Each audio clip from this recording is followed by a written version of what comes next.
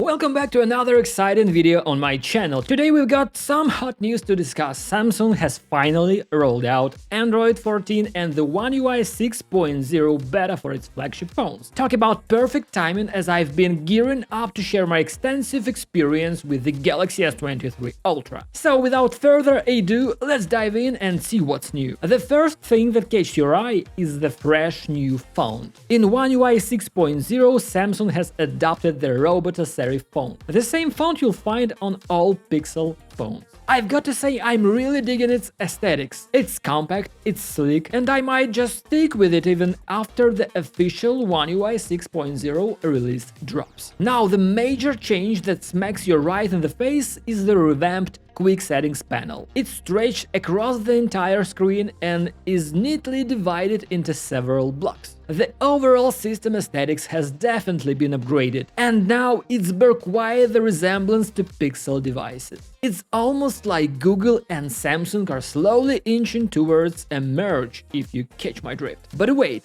there is more. There is a tweak in the app closing animation within the OneUI system. Currently, in this beta version, it's a bit glitchy, with abrupt change in screen brightness. Nonetheless, the way the app icons fold and disappear has a unique twist to it. Notifications have undergone a major facelift, both in terms of style and how they're organized. They've injected more breathing room between those notification tiles, so now they're not all crammed together. Gone are the days of that cluttered notifications chaos. But hold on, because my absolute favorite update has got to be the spanking new music player animation. Once again, straight from the Pixel playbook. When you're jamming to your tunes, you'll be treated to this delightful soundwave animation. It's like your music comes to life. Now let's switch gears and focus our lenses of the camera app. The camera app has embraced fresh fonts that are crisp and cheap and remain legible even on the sunniest days. And that shooting mode switch from 12 to a whopping 200 megapixels has also gotten a makeover. But here is where things get even more exciting: the camera settings. There is a shiny new entry called Advanced Intelligence Options. This you dial in just how much the camera algorithms work their magic on your shot. This is a feature that's been sorely missed on most modern devices. Right now, I've got it cranked up to maximum processing power, but guess what? You can dial it down to minimum and your shot won't get any processing love at all. Let's take a gander at a couple of pics for a visual demo. One's been given the full processing treatment, while the other's gone raw. See the difference? Especially in those building textures and darker elements. Samsung has cooked up a nifty little treat for camera enthusiasts, a dedicated widget. Picture this. You slap a fresh widget onto your home screen, tap into custom camera, and then tweak the settings to your liking, say the front-facing camera with a touch of the Pro shooting mode. Now get this, you can launch your favorite shooting mode in Flash without having to fumble through the camera menu. Speaking of camera settings, let's talk video. They rolled out some snazzy new features in the video shooting realm. Behold the auto FPS options. You've got three choices: flick it off, lock it at silky smooth 30 FPS, or go for a combo of 30 and 60 FPS. Just a little reminder, the auto FPS dynamically enhanced your videos in low light scenarios. But guess what? I'm more of a manual settings and lighting wizard, so I tend to steer clear of the auto mode. Now hold on to your heads, because there is a fresh trick that OneUI 6.0 has cheekily borrowed from the iOS playbook. It's the drag and drop gesture for copying photos. Here is the lockdown. You pick your favorite pics, give it a long press, then whisk it away to the app of your choice, like Messages, and release your finger. Now, unlike the iPhone, it's not a universal dance partner with the third-party apps. But hey, post the official OneUI release, you might be sliding photos all over the place,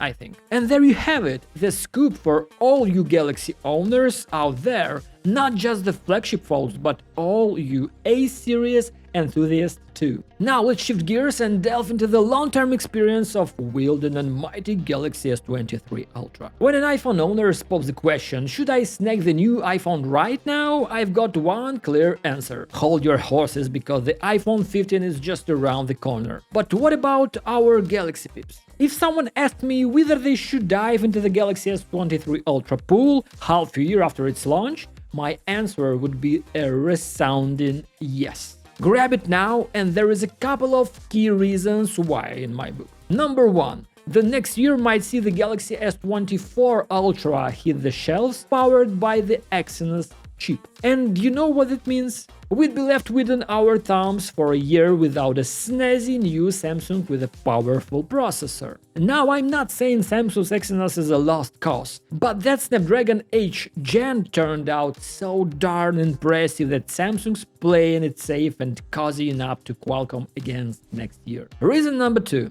The price game.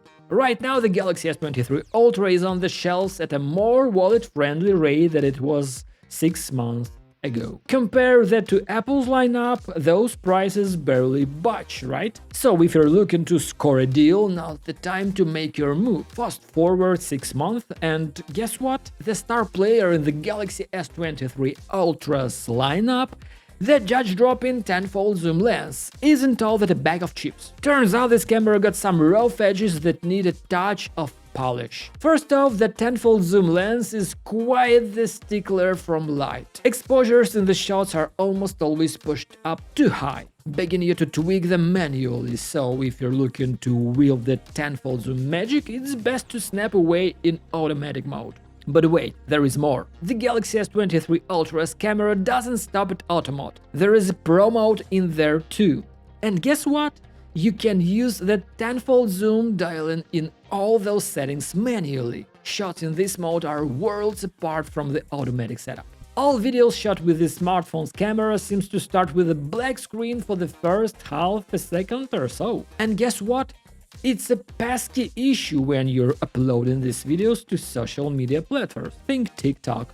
Those precious seconds can make or break the deal. Now let's pivot back the camera. The Galaxy S23 Ultra camera still stands tall as one of the best on the market, with just 2 heavyweights vying for its crown, the iPhone and the Pixel. While Chinese competitors might give it a run for its money in photography, when it comes to video recording and sound capture, the Galaxy S23 Ultra is in a league of its own. The only area that could use some polish, that 10-fold zoom, and more stable performance would definitely be welcome. Switching gears to the display, Samsung traditional conundrum continues. The screen is delight for content consumption and gaming. Hands down, it's got the market cornered, but reading of the Galaxy S23 Ultra screen is another story, especially in the evening. If I want to read a book before bed, I find myself reaching for my iPad. The screen metrics on the Galaxy S23 Ultra can be pretty hard on the eyes,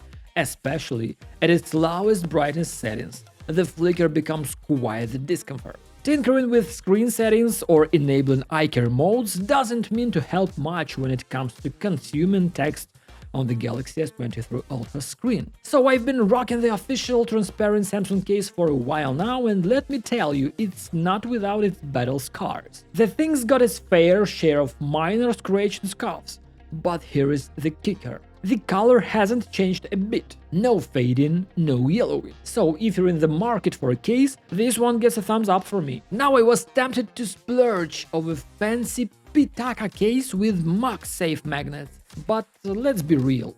Shelling out an extra $70 for a Primo case wasn't quite up my alley. Oh, and speaking of phone protection, I'm not big on screen protectors or films. It's a wild ride, my phone's been rubbing shoulders with the keys, and the screen's picked up a few barely noticeable scratches. Doesn't really bother me much, though. But let's be real. Those protectors tend to bulk up this phone's sleek profile. And let's not forget, the Galaxy S23 Ultra isn't exactly what you'd call slim and light. Remember, it's the heaviest flagship in the Android market, and we've had our share of realization on that front. Alright folks, that's the scoop of the phone case's screen protectors and finding the tech-life balance. If you're soaking in these insights, do me a solid and hit that like button, and don't forget to subscribe for more tech musings and explorations. Until next time, keep embracing those tech adventures. Thank you. Goodbye.